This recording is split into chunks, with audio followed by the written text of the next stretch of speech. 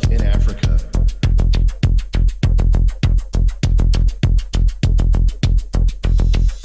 Is so insane.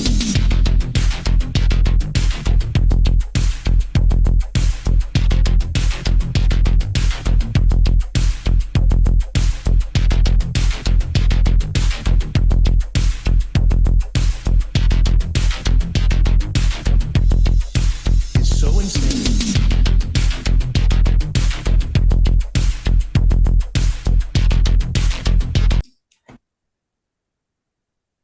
All right, welcome back to Jay's Analysis. Courtenay returns. We haven't had Courtenay on in a while. She's been super busy. The only person in alternative media who works harder than myself is, of course, Courtenay and her cool husband, fiance, excuse me, almost husband.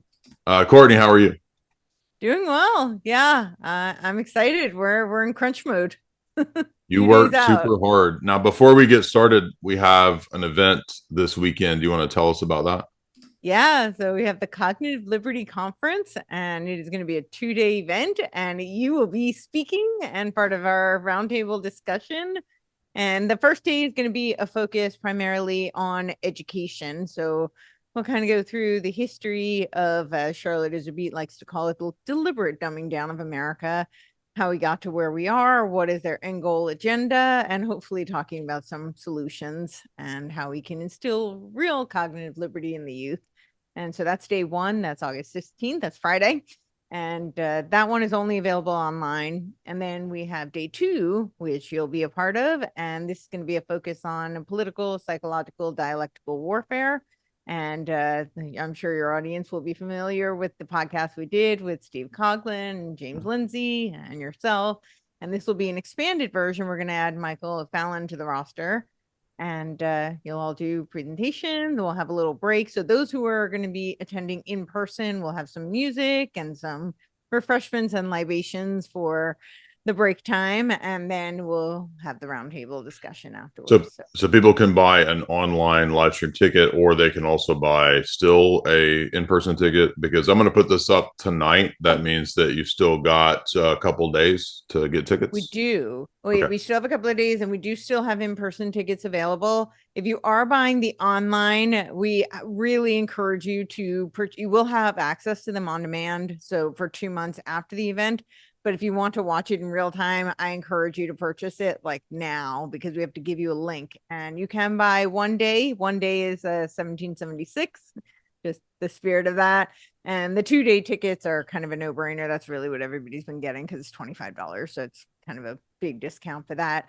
But we do have separate links for each day. So we need to get that out to people. So if they want to watch it in real time, you'll have an opportunity to submit your questions for the panelists. So that's a great opportunity, but we won't be able to do it the day of. Obviously, we'll be preoccupied. So Yeah, it's going to be great. I'm looking forward to it. I'll be talking on the grape of the mind, not actual grapes, but I'm speaking because we're on YouTube, so people can figure out what I'm talking about. This is a book, pretty famous book by Juice Merleau. So I'll be talking about that and then other topics related to dialectical warfare, psyops, and mind war. Now, tonight, if you're watching this, we're going to be talking about kind of the history of the United Nations, its origins, its purpose, how it plays into the overall agenda of kind of creating by their own words, a socialist world order.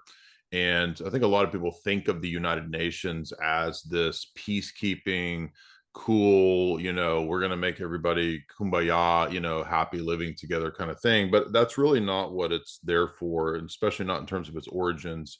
If we read a lot of the, ideologues who set up the philosophy of the United Nations. Julian Huxley has a classic book on that I'll mention. But Courtenay, you've done a lot of research in this topic, and I kind of want to let you talk, you cook, so to speak, as the kids say, on this.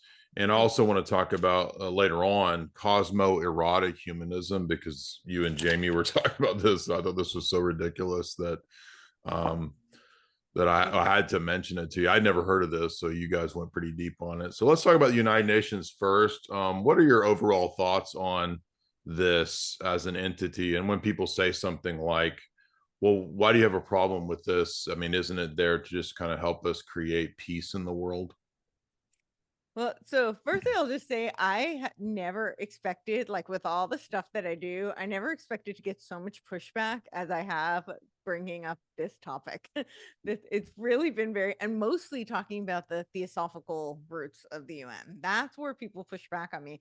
And it's like suddenly all the Neoplatonists have come out of the woodworks and they argue with me like incessantly, which I just never expected. I was like, there are like devout Neoplatonists to this day, but apparently they are. Mhm. They're very alive and well.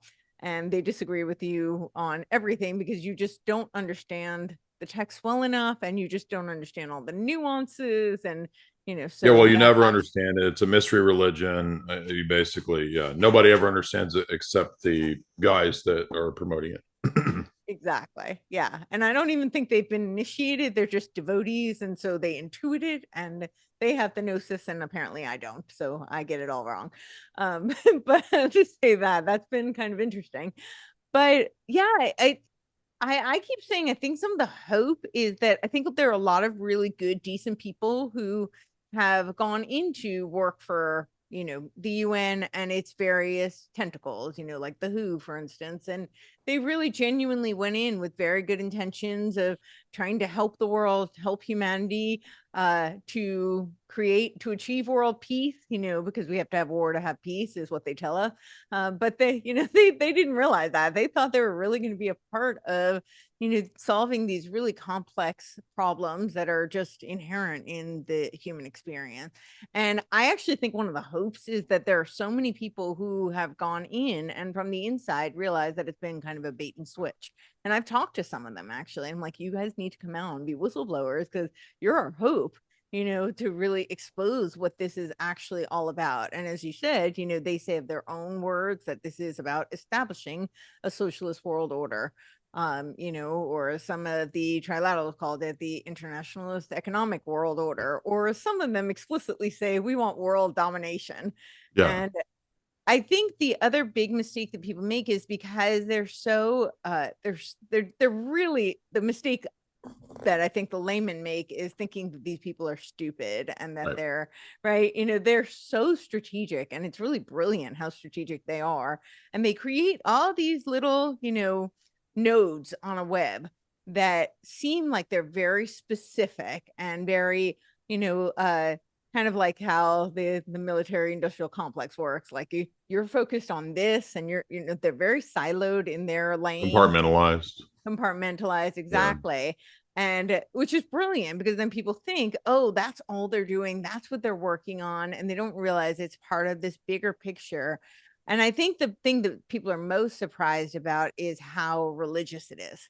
There really is a spiritual underpinning to all of this, and it's really a shared worldview that drives all of them.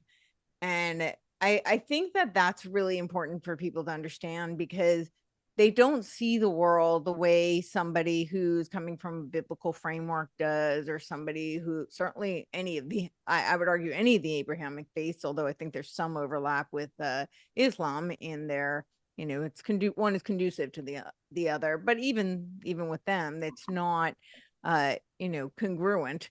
And it's certainly not even congruent with somebody who has more of just a framework of, individual personal liberty and individuality, because it's really about source, coming back to the one. Yeah. And that's their whole mission. That's their whole goal. And they genuinely believe this. And this is why I keep doing these shows on the deception of love and light, because it sounds wonderful. I mean, who could oppose love and light? Like, don't we all want love and light? So, but when you understand that erodes the individual and it erodes any freedom of consciousness, then that becomes a different issue. So Yeah, I think you hit the essence of it there. I want to get to some of that religious stuff here in a little bit because that's crucial. Most people don't know there is a kind of a religious presupposition behind the meditation room, the authors that are promoted by the official outlets of the United Nations for many, many decades, going back to Lucifer Publishing, Lucis Trust, and all that. We'll get to that. One thing too is that people don't know the beginning of the United Nations is really connected to the Rockefeller family. That the they land was donated the land, yeah. they donated the land. I have the excellent Collier and Horowitz official biography of the Rockefellers. Right. And in that text, they have several chapters where they're very proud of, basically we created this. We also created the global ecumenist religious movement. They put the money, the power, the land behind those entities. And some people might think, well, but why would a really, really super rich person like David Rockefeller have any interest in something that's quasi-socialist? What that doesn't make any sense. Everybody still gets tripped up on this. It ties into the point that you made about, well, they're not just bumbling buffoons. We think about Biden or Kamala, oh, the bumbling buffoons in Washington. But the people that are really calling the shots, the real power players, the real robber barons, so to speak, they're not bumbling buffoons. They're very cunning. They're very intelligent. And the Rockefellers are a great example of that, because David Rockefeller, as a key test case, as you know, wrote glaring praising articles about Mao Zedong in the New York Times. I've shared those countless times, those essays that he wrote, those editorials. And that's because he not only was a student of von Hayek, he also studied under Fabian socialist Harold Lasky. And the point is that really the United Nations is an entity that can work with very, very wealthy people or very, very prominent socialists, and they always have. The early United Nations included a lot of people who favored the Soviets, people who wanted a socialist type of world government, people who were Stalinists, etc. So could you speak to, before we get to the religious side of it, which is absolutely crucial, just kind of the geopolitical power players behind this? I think the first, was it Dag Hammarskjöld was the first one? Wasn't he a Soviet? Could you speak to some of the dialectical control within the United Nations from a geopolitical perspective and its rich founders? Sure. Well, as you mentioned, the Rockefellers are definitely really instrumental in donating, I'm gonna put you on something crazy real quick. Most of these Zoomer gym bros are consuming macro-guzzling synthetic dyes and synthetic sweeteners on the daily. They don't even know it. Goofy AF. There's nothing great about that. Do not listen any further unless you are an alpha or sigma male. This is important and there could be consequences. There's a new certified sigma male pre-workout powder for sigmas only. It is guaranteed to empower you to dominate your co-workers, fire your boss, aggressively gamble, or invade a small village. Chad Mode stands out from the crowd by excluding artificial flavors, preservatives, sweeteners, and dyes. We've even avoided so-called natural flavors, which are actually not natural at all, ensuring a clean and effective formula. Experience the pure goodness of Chad Mode, colored with organic blue spirulina extract, organic lemon, cherry, and organic maple crystals. Forget synthetic caffeine made in a sketchy Chinese lab. Embrace the natural power of organic green coffee bean extract, which will get your mind going and pump you up to the max. Chad Mode is made in America with all clean ingredients, the first clean pre-workout of its kind. Why are these people adding synthetic sweeteners to every single pre-workout when there are many studied downsides to consuming nasty fake sucralose? Each dose of Chad Mode contains the kick of a cup and a half of coffee, delivering a surge of energy alongside essential vitamins, minerals, amino acids, and herbal extracts. Chad Mode will allow you to fire your boss and dominate anyone who opposes you. Chad Mode will make you more dominant in your daily life, so proceed with caution. It's as simple as mixing 1 or 2 scoops of our fine powder into water or juice, providing you with a delicious, energizing beverage featuring a burst of sweet organic fruit flavor. Chad Mode will give you the extra edge you desperately crave. Don't miss out. Secure your supply of Chad Mode on TikTok Shop with a limited time massive discount. Elevate your workouts and supercharge your days. Chad Mode. Not for your average gym bro zoomer who consumes synthetic blue dyes on the daily. Buy on the TikTok Shop now with a massive discount provided by TikTok for a very limited time. Buy now while this is still available, or go to chalk.com and use code in caption. Chad Mode has been flying off the shelves because it's the first of its kind, certified for alpha males only. Do not buy if you are a beta. We will refund your money. That the whole building and the land, all the real estate in New York City, that's I think 48th Street, that was all the Rockefeller. I think with the geopolitical kind of, I think what's really interesting. And I actually didn't know much of this until pretty recently. But with the so people typically think of what's going on in the West and then like the Soviets as being very competitive and I would say yes, they are dialectical, but in a lot of ways, it's a managed dialectic. And a lot of the Fabians who were very involved in this, the origins of the UN. But they actually, like Beatrice and Sidney Webb, they wrote several books, but they wrote one about the new civilization, and they talked about how they were going to use the Soviet Union specifically to create socialist man, sorry, and how this was going to be like a playground, a beta testing ground for the economic new world order.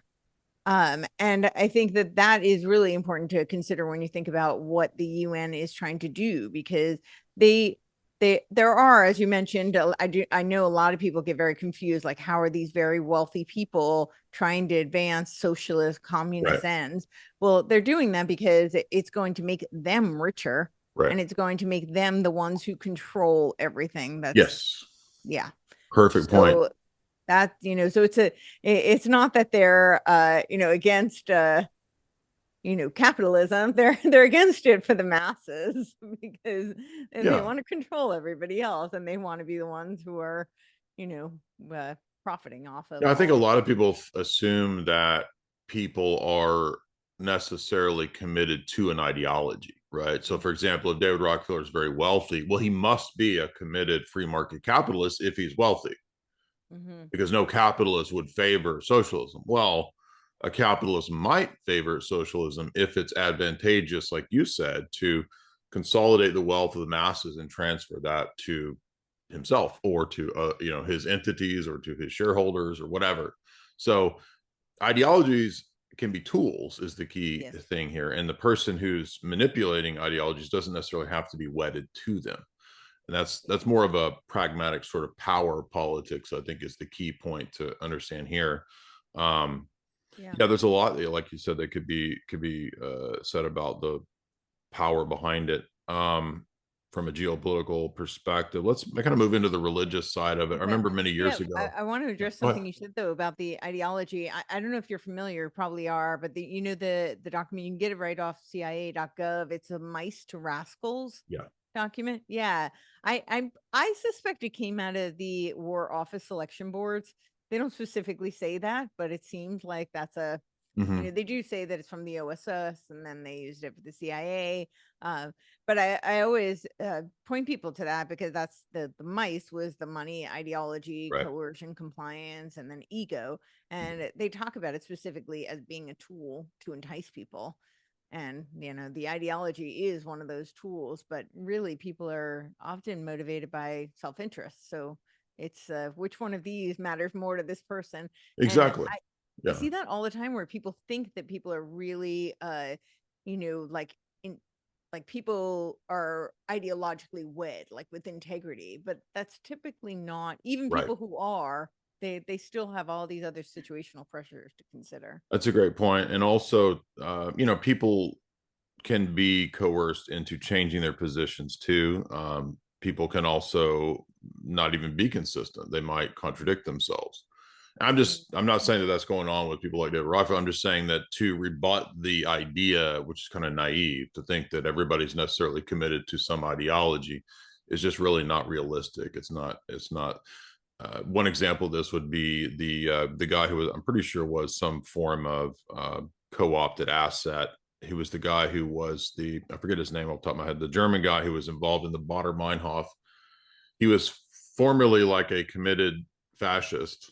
He suddenly flips to being a radical communist and running this, cutout group, the Baader Meinhof, the Red Army faction in Germany.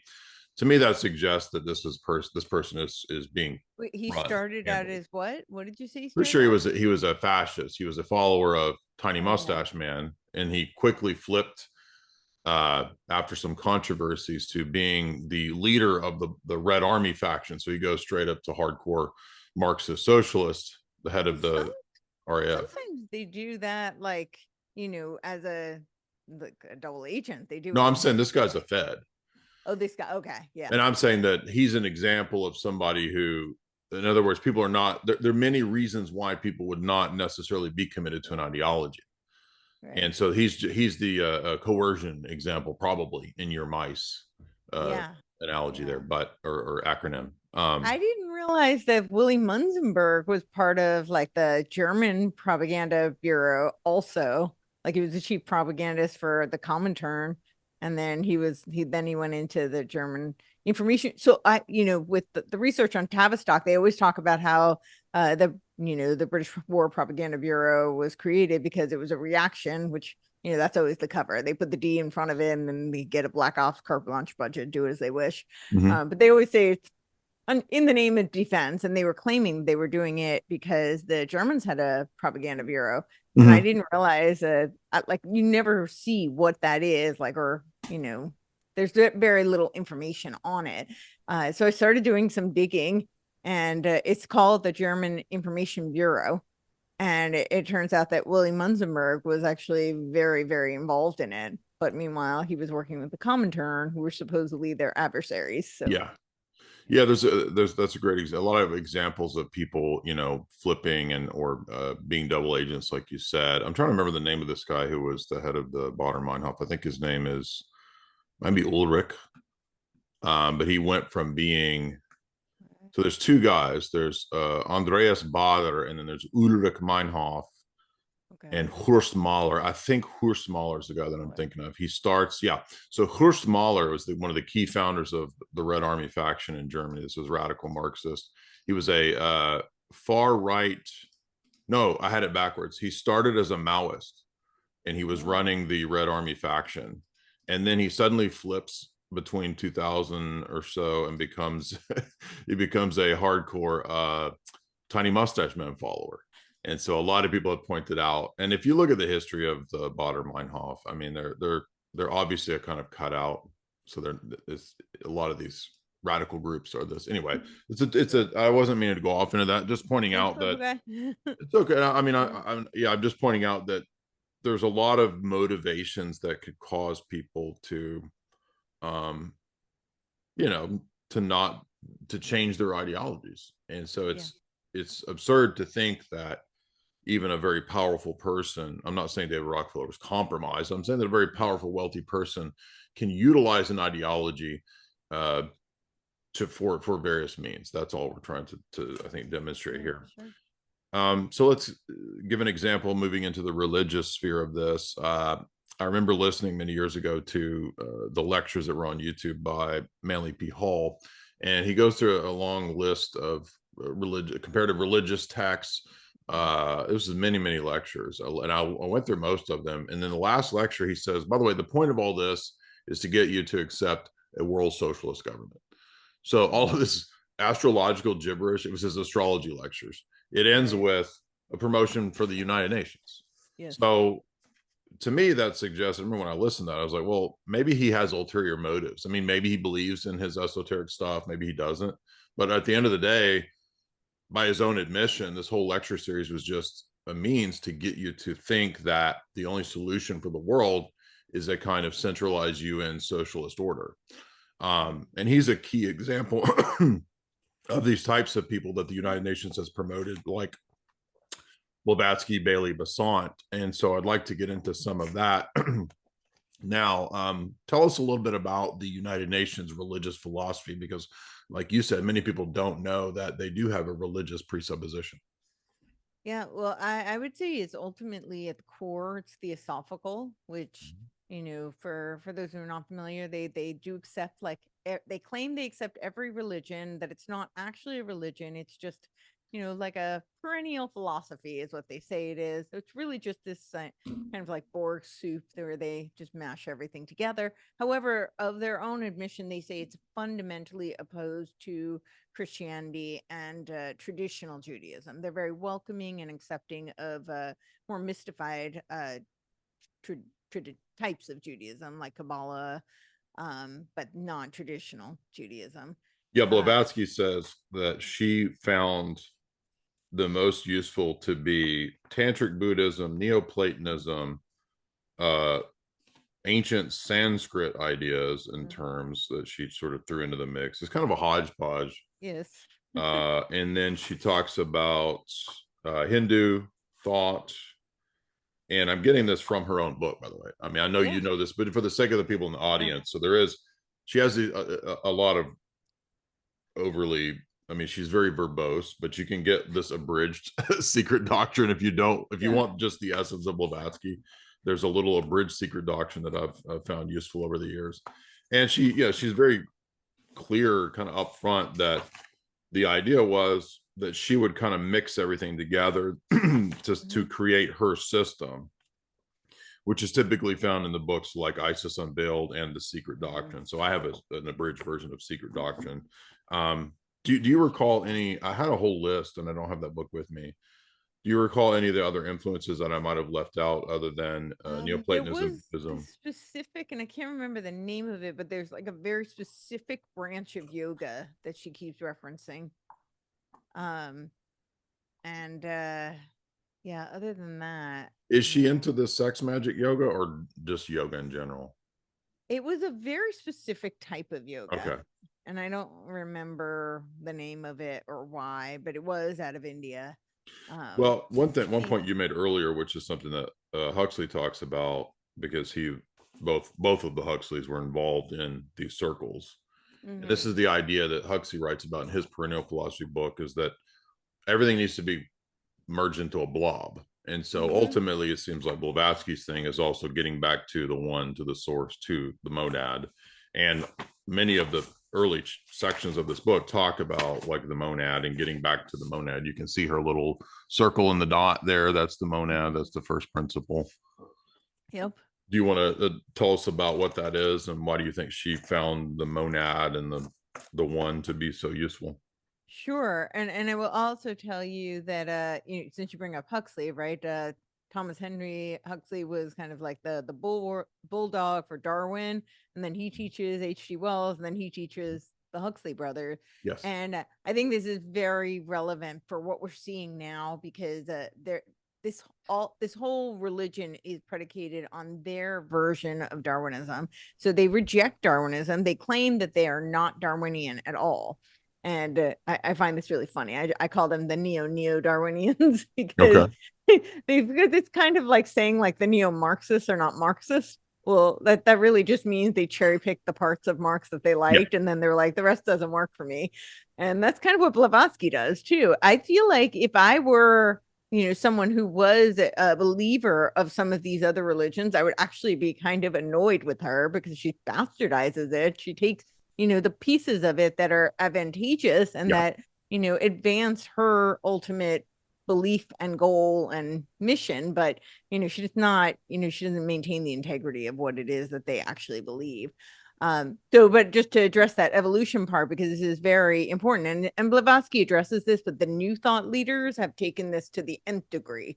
And they say that they reject Darwin. The reason they reject Darwin is because of natural selection. They say that natural selection it creates individuality and competition, and that's going to be the potential for the extinction of mankind, because we need to move into the age of cooperation. That's our evolution. Right.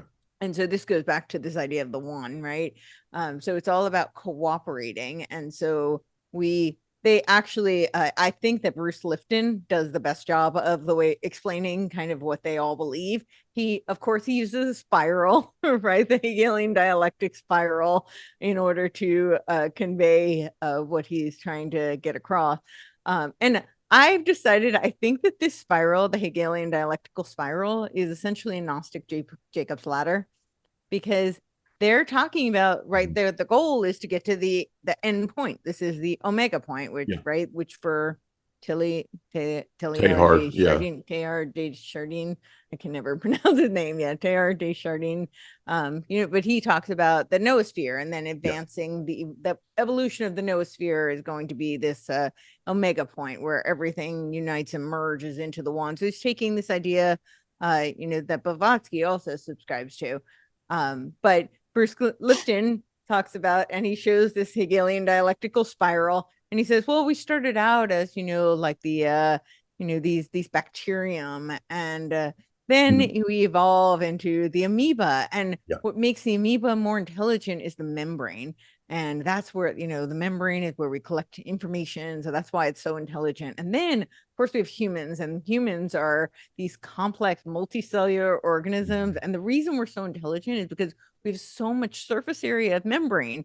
And so we have all this surface area to collect all this intelligence. And this is what makes us intelligent. And he says, but we're at a crossroads now where we can either evolve or die. And this kind of is across the board what I see from all of them. They have nuanced differences and discrepancies on it, but essentially this is what they believe: evolve or die. So it's the spiritual evolution that is going to bring us back to the one, and some others are just going to be, left in the dust, and they're going to cease to be. But he says that the next stage is that we all can co-create, and I'm sure we'll get to, when we get to the cosmoerotic humanism, we'll talk about Barbara Marx Hubbard and this idea of co-creation, right? So if we co-create and choose cooperation, then we can become a super organism of humanity. And what does he say that the membrane for humanity is going to be? It's going to be the internet. The internet. But yeah, so to get back to this idea of the one and the moon, it's this idea that we come from source, and then we've been all separated, and that she says the purpose of the human experience is to get back to the one, because that is really where we become spiritually evolved. That's where we are, we're on a higher plane. And so that's the whole purpose of our existence here in the physical domain. There's an assumption that goes back to Plato and the New Platonists too, that anything that's distinct or different or separate is somehow lesser. It's a lesser ontological status. It's a diminished status. And so all distinctions need to be kind of erased. And if you have that kind of a philosophy, it's very amenable. It's obvious to see how that would fit into a globalist agenda, because distinctions, if you overcome those, supposedly, well, then everybody's kind of the same, right? It's much easier to have a global order if there's a kind of bulldozing of the distinctions. This plays into the biology as well, because many of the Neoplatonists have argued and thought that the original primordial one is genderless. So a genderless state, or getting rid of the distinctions of gender, is another step towards returning to source. And that's many of the people pushing the gender agenda are open about that. They'll even say that's part of their philosophy. This is the meaning of the Baphomet symbol in part. Another thing too is as you know, some of the important theorists of this stuff, like Arthur Koestler and his Ghost in the Machine, and then Friedhof Capra in his book Turning Point, they both say that previously, when we had evolution as a philosophy, it was amenable to people who were individualistic, and it fit well with the post-Adam Smith laissez-faire world. But now we're moving into a world where we have to understand, as you just said, Courtney, that that's destructive, that'll destroy the world. We got to flip it over into thinking that evolution now is holistic. The only way to truly evolve is to be part of this collective. And that's the element where the socialism now comes into play, where the only way to have a coherent, a livable, sustainable society is if people no longer work as individuals or see themselves as individuals. That's the classical liberal element that they want to destroy and flip it over into the dialectical opposite of the collective. So the Enlightenment, you've got this focus on the atomistic individual. Now it's got to be flipped over into no, it's the collective. You see, they call it holons, HOLON, and they argue that, look, nature has systems, and you have trees and vines operate in a system. So no tree or vine can operate on its own. It has to be a connected system. So who are you to think that you could work alone? So the assumption is that men are just like, we're all just another type of animal, right? So if you're a cow, you got to be part of the herd. You can't be a cow operating on your own. That's the logic. Do you see any problems with this argument they make? I see a huge problem with this argument they make. I would say though, with the Enlightenment, the Scottish Enlightenment, I think it's kind of a hybrid of the two. People typically lump the Enlightenment into one. Chad Mode is your ultimate natural pre-workout, designed to take your performance to the next level. Chad Mode is for natty beast alphas only. Whether you're hitting the gym, invading a favela, conquering a small village, gambling, burning the midnight oil, mogging on your coworkers, or getting banned from Facebook, Chad Mode gives you the competitive edge you need. It's as simple as mixing 1 or 2 scoops of our fine powder into water or juice, providing you with a delicious, energizing beverage featuring a burst of sweet, organic fruit flavor. Chad Mode will give you the extra edge you desperately crave. Chad Mode stands out from the crowd by excluding artificial flavors, preservatives, sweeteners, and dyes. We've even avoided so-called natural flavors, ensuring a clean and effective formula. Only soy boys and betas guzzle blue dye and sucralose, further tanking their already low testosterone levels. Chad Mode is made in America. Unlike your common TikTok peasant's pre-workout powder, it does not contain Chinese lab-made caffeine and artificial sweeteners that soy boys so often crave. Experience the pure goodness of Chad Mode with Blue Magic registered trademark organic blue spirulina extract, organic lemon, cherry, and organic maple crystals. Forget synthetic caffeine. Embrace the natural power of organic green coffee bean extract. Each dose of Chad Mode mirrors the caffeine kick of a cup and a half of coffee, delivering a surge of energy alongside essential vitamins, minerals, amino acids, and herbal extracts. Chad Mode will allow you to fire your boss and mog on anyone who opposes you. Chad Mode will give you a dominant and aggressive edge, like a lion hunting a gazelle, where the gazelle is a TikTok gym zoomer macro guzzling sucralose on the daily, edging to TNF videos. Whether you're seeking a high-potency, junk-free pre-workout or a better way to kickstart your day, Chad Mode has you covered. It's not just for men. Chad Mode is a solution for anyone ready to conquer their fitness and life goals, dominate their coworkers, and aggressively gamble their life savings. Don't miss out. Secure your supply of Chad Mode on TikTok Shop with a limited-time massive discount. Elevate your workouts and supercharge your days. Chad Mode. Not for your average gym bro zoomer who guzzles synthetic blue dyes on the daily. Buy on the TikTok Shop now with a massive discount provided by TikTok for a very limited time. Buy now while this is still available. Chad Mode has been flying off the shelves because it's the first of its kind. Certified for alpha or sigma males only. Do not buy if you are a beta. We will refund your money. Category. And I would argue there was actually a lot of nuanced thought between the, British Enlightenment, German Enlightenment, American Enlightenment, which then the counter Enlightenment, which is completely different, of course. I'd argue like Marx, Hegel's, Kant would be more counter Enlightenment. And then I think a lot of the American, founding was actually coming from the Scottish Enlightenment, which was Scottish common sense realism.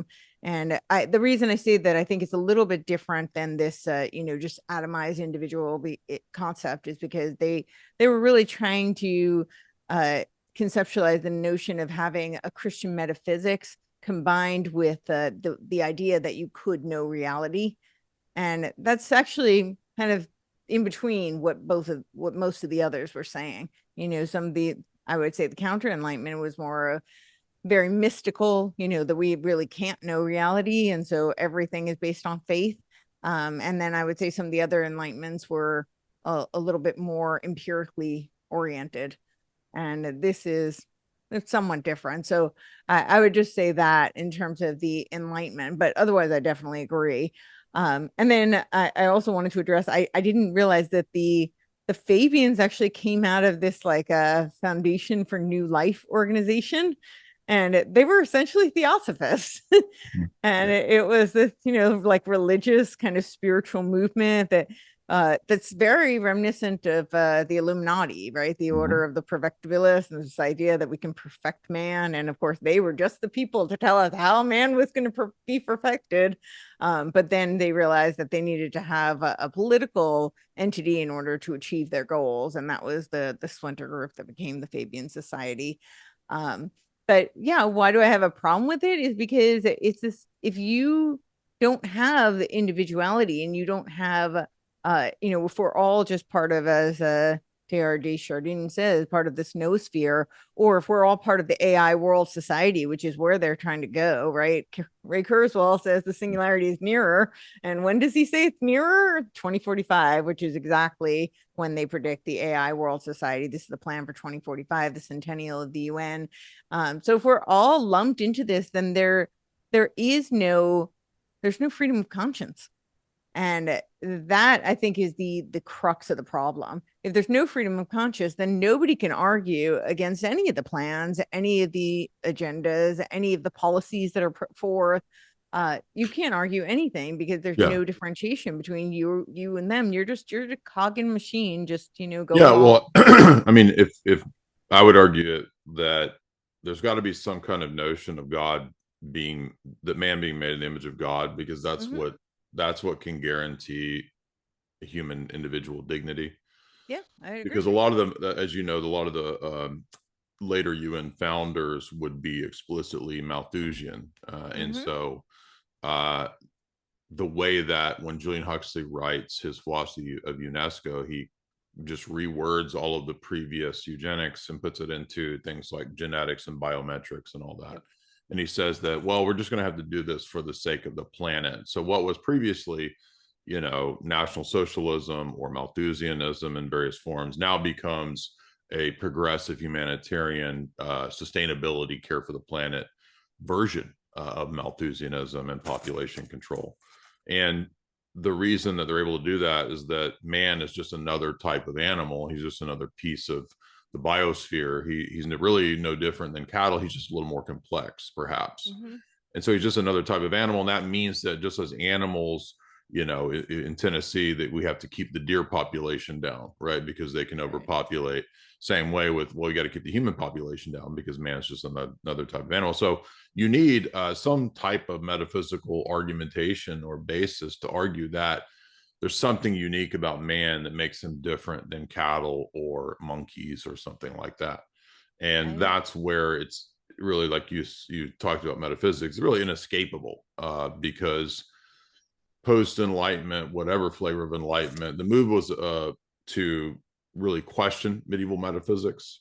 And there might be writers who wanted to bring it back or reject it. But now I think what's happened is that by the time we get to the United Nations, we get these characters post-enlightenment who were already arguing for a global government. In fact, Kant wrote a famous essay saying that we need a global government. And then once we get that, we'll have free trade. Yeah. Free trade will create world government and world peace. And then they also want a world religion. And many of the writers around this world religion were very explicit about this. So could you speak to, let's talk about, maybe we talked about getting back to source and all of that, but what are some of the other features and characteristics of the religion that Blavatsky, Bailey, and Besant kind of pioneer here? Sure. Fichte also wrote one that was kind of like the idea of the League of Nations. And I think a lot of the League of Nations was based on his work. But so this idea of getting, I'm sorry, say your question again. What are some of the, so we talked about getting back to source and the idea of kind of blending everything into a blob. What are some of the other features of this emerging world religion that they want that kind of ties in with theosophy? So they want to merge back to source, and then as I was saying, the idea of the evolution, that's a really big part of this for them. This idea that we'll spiritually evolve. So as you were saying about the grounded metaphysics, and I would agree. I keep pointing out, that of what makes the United States unique, in my opinion, is that, that we have founding document, particularly the Declaration of Independence, that says that we were endowed with inalienable rights from our Creator. And there's really no other founding document in the world that says that. And I think that I believe that's where our free will comes from. And that is exactly what they want to eradicate. But they're doing it now, especially now. And I would argue that it, from a lot of Neoplatonism, I would think, comes from the ancient mystery schools. But I would say now, especially, they're really focusing on this spiritual component. And it's this idea that, only those who are spiritually evolved have the right to live. So you bring up the eugenics component, the Malthusian, of course, a lot of these so-called elites, or the parasite class, as I like to call them, they taught the whole notion of IQ was a eugenics movement. Like there's actually, and I don't know if it still exists, but I remember the Mensa website actually had like a whole section on eugenics. That was a huge part of what that was all about. But they argue, and I know you've talked about this many times, like that's because they have high IQs, so therefore they can dictate all the plans for all of us. They know better than we do. But now what they're really saying is that the ones who are spiritually evolved are the ones who are going to survive, and they're the ones who are going to live. And so we have a chance because we could spiritually evolve too. It might mean we have to give up everything we believe personally, and it might mean that we don't get to retain anything that makes us a unique individual, but we will be spiritually evolved, and we can choose part of this. The other component of this is that they see us as being the saviors for God. Now, if there is anything that's more hubristic, I don't think I know what is, but they really do believe this. And people like Mark Gaffney will say this, that we're going to become the saviors for God. And I think this is a lot of that. You'll hear a lot of these popular influencers saying Christ consciousness. And this is where it becomes very deceptive, because I think that a lot of Christians think they're speaking to them. They're speaking Christianese, Sure. but that's not what they mean at all. First of all, they're not talking about Jesus Christ. They're talking about the Christ, which is, their Lord Maitreya, or their world teacher, who's no different than Krishna, Buddha. So that's a little deceptive. And you have this kind of new thought that's emerged, and it's been very popularized by Oprah, who will bring on all of these leaders, right? Daytime television. And it sounds very Christian, and you'll hear them arguing. And I actually saw one of them, because she has her whole book of miracles, right? This is supposed to, and I heard one of them arguing, well, the Christians are upset with us because they say that we're pantheists. And he says, no, we're panentheists. And so what is right? So what does that mean? That means Christ is in each of us. So it is this very Gnostic kind of premise that they talk about the spark within. But I think it's also tied to this notion of the spiritual evolution, evolve or die, essentially, because it's kind of like a analogy for Christ, dying on the cross. And it's this, we as individuals will sacrifice for this greater good. And I think there is kind of a esoteric messaging in that notion when they say Christ consciousness. That's what that's about. Absolutely, yeah. David Spangler, who's another UN supported guy, I'm gonna cover his book where he talks about cosmic Christ and Christ consciousness. He was key in popular. I don't know if he was the first to use that term, but he was very key in popularizing it for these circles. And yeah, for him, he's very explicit in the book. It's a lot of gibberish, but he actually says, like, no, I mean Lucifer, and I mean this idea of this all-pervading force that's in everyone. That's not what, of course, Christianity teaches about who the person of Christ is. But we've even heard big popular influencers, whether they know it or not, utilizing this terminology of Christ consciousness, which again, let's be specific. What do you actually mean by that, right? And when people explain what panentheism is, it's a minor difference from pantheism. It's just, rather than saying that God is everything, it's God is in everything, which is odd. I mean, depends on what you mean by that, but it's really just another type of pantheism. It's not that different from pantheism. And Blavatsky's system is definitely pantheistic, because, as you noted, Neoplatonism is the idea that all reality is an emanation from the one, and it's kind of, for whatever reason, striving to get back to the one. Again, it's that idea of breaking down barriers and distinctions. The problems in the world aren't a result of moral choices. They're a result of metaphysical distinctions. So this is a key issue that many people miss. They think that man's problems, the world's problems, society's problems are systems. Oh, if we just have this system of socialism, if we just make everything fair, if we just make everything equal, if we change the world, If we just get everybody to accept fat acceptance, then I won't feel bad about being overweight. But they don't understand that the problems might actually be virtue versus vice and not the structure of the world itself. So even though I could say the world's fallen, the reason people feel bad about being overweight isn't that society is making them feel bad. It's that they have a vice that they need to combat. Does that make sense what I'm saying?